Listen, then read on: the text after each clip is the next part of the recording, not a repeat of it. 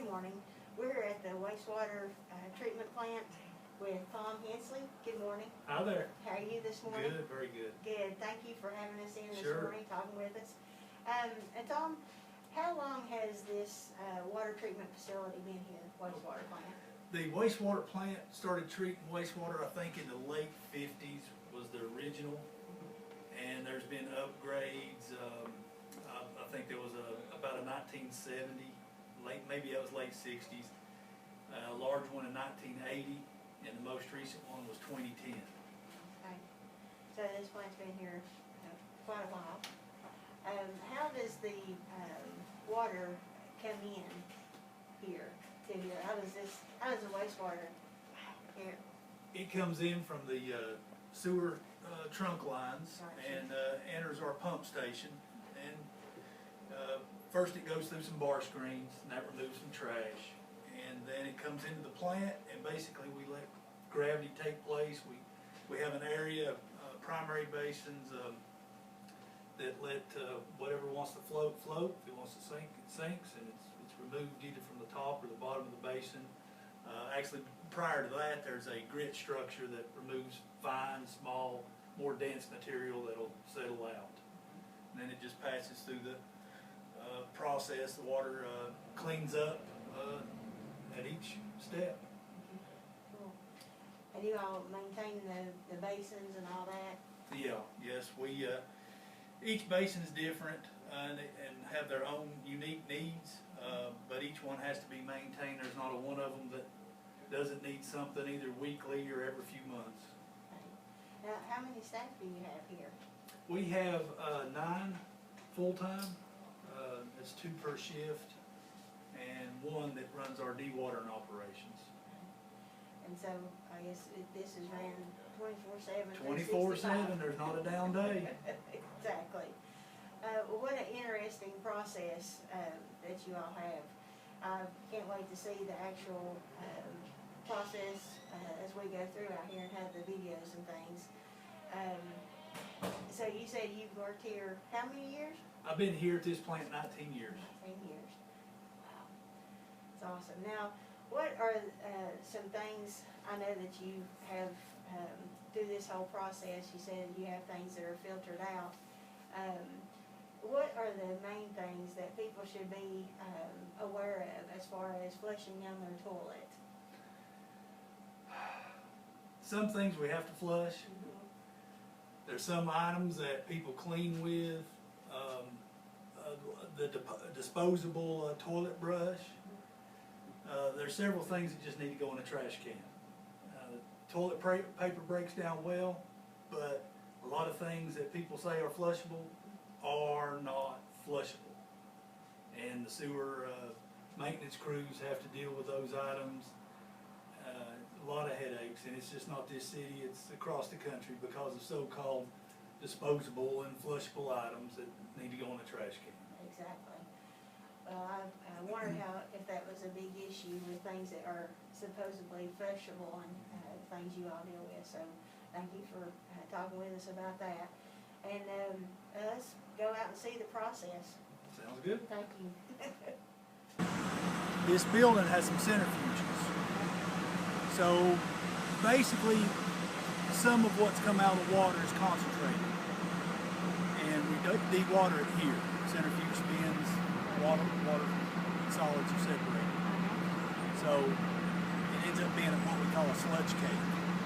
And so dewatered here, going into a dump truck, to be disposed at the landfill. Have a couple trucks a day go to the landfill. Yeah, it's dropping.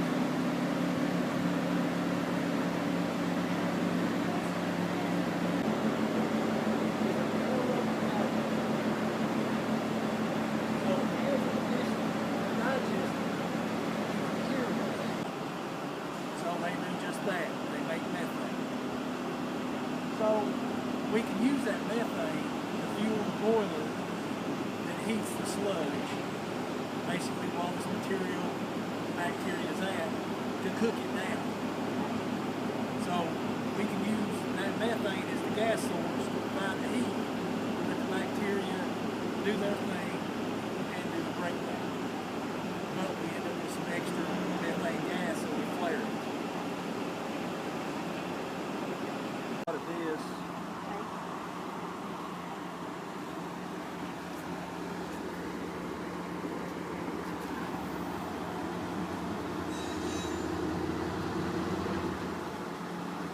Okay, now what part is this and what is it doing right now?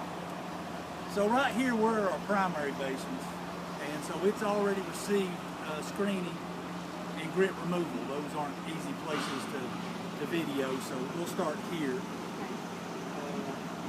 And so this is practically raw wastewater. And as it's coming in, after those other two treatment processes, here in this basin, it'll do what I was talking about as far as letting gravity take place. If it wants to float, we'll skim it off the top. If it wants to sink, we'll move it that way. This basin actually drains some surface. So these plastic flights move along the top, pushing floatable material down to the end. We skim it off. And then it comes around, you can see them back down here on the floor, they come back, anything that sank comes back, pushes it to a hopper, and we remove it there. Those materials then would go over to a gravity thickener again, just let gravity take place, settle out, thicken up, and then pump it to the anaerobic digestion. Cool. They jammed up on each other. And those are here as in the front end. Yep.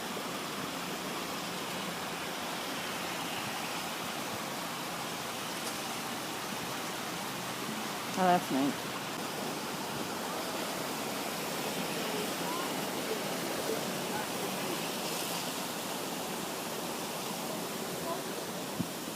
The third one was added in 1980. Gotcha. Okay. It's a simple but efficient secondary treatment. Secondary meaning you're involved with bacteria.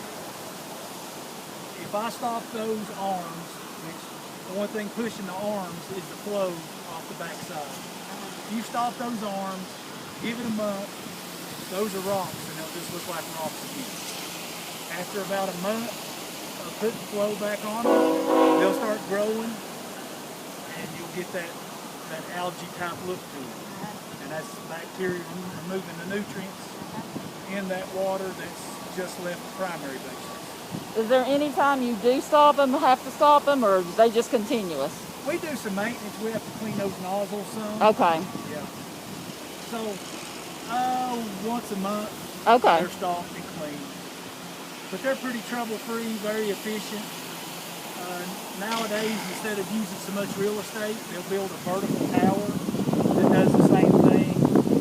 Use a manufactured media contact area for bacteria to grow. But those are very efficient and done a good job for the city for many, many years. Don't fix that. Nothing that's broken. There you go. Yeah. Yep. That's Some solids that come from these trickling filters. So the water goes over these trickling filters, gravity's to that other basin, and then it's pumped up to the aeration basin. Now that basin there does have the same kind of mechanical in it. You just saw its primary.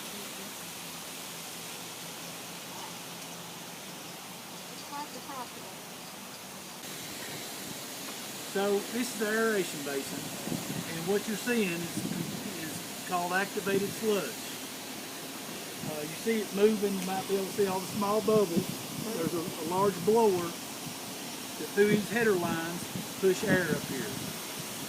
Bacteria needs dissolved oxygen to do their job. And I feel like that's most of what I do, try to keep these bacteria happy. As far as clean water, this right here is a bigger part of obtaining that. We're actually going to be changing out the diffuser membranes of that basin over there probably in the next week or two. And what that does is as that air comes into that head, it creates small bubbles because you really don't want to cause a lot of turbulence. Let them do their job without beating them up. Right. We've got some indicator organisms here. We don't really look at bacteria. We look at what feeds on the bacteria. Basically, you're looking at the foxes instead of the rabbits. It's easier to understand what's going on instead of trying to really get down the nitty-gritty and doing a bacteria study. You just watch the big guys.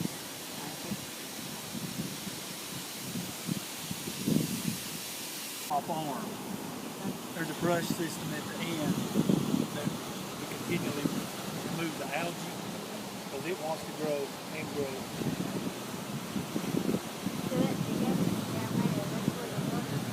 No, well you'll see from the other clarifier. So you're wanting everything to settle. Yeah. So that actually is just a drain. The water that's treated comes over these weirs. And that's part of what you give it those calm conditions, let everything settle, and have that slow spill over to achieve your best water.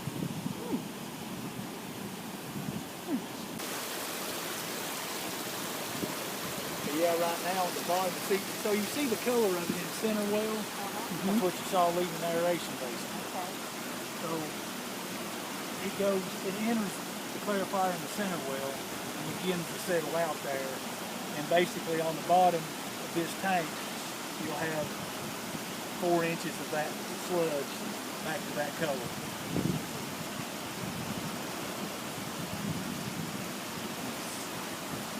Probably go to the far end of it, you'll see the water come off of it. This water is coming down from the clarifiers. It passes through a flow meter. We got to report our total flow each day to the state. Passes through that flow meter and comes down to the UV system, ultraviolet light. And there, it's simply passing by the lights and receives disinfection. There's 24 modules in a normal day, normal flow, there's half of those on. In each one of those white dog houses under them, there's 16 bulbs that are on as the water passes by. That sounds cool.